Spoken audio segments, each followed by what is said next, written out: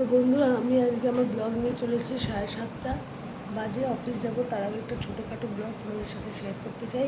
তো আজকে সকালের চাটা খাওয়া তো হয়ে গেছে।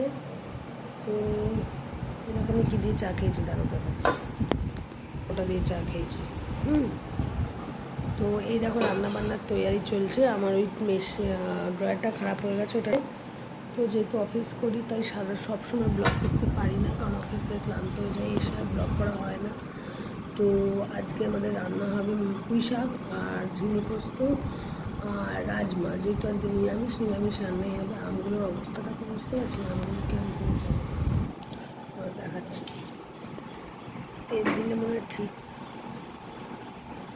এই গেছিলাম আমি, এই দেখো এটা হচ্ছে এসকোবার দিয়ে ওষুধটা খেলাম, বেশি ওষুধ খেয়েছি। তো রান্নাবান্না হবে টুকটাক, তারপরে অফিস যাব।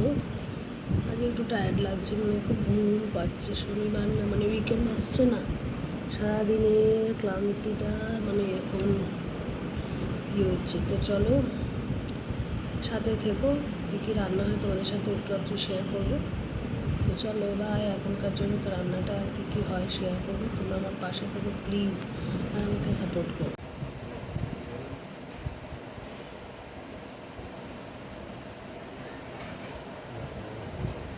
দেখো পুঁই শাক রান্না হবে, যে পুঁই শাক সিদ্ধ করে রাখছে।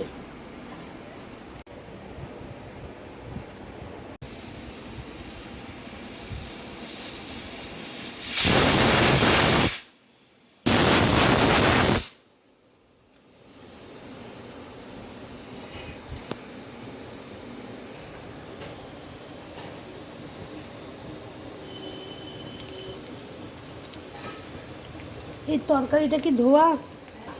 সবজিটা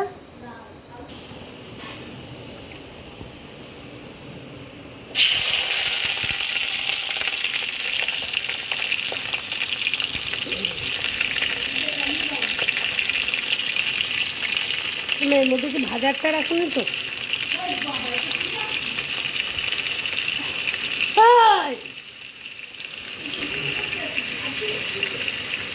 ছাদের দরজা খোলা।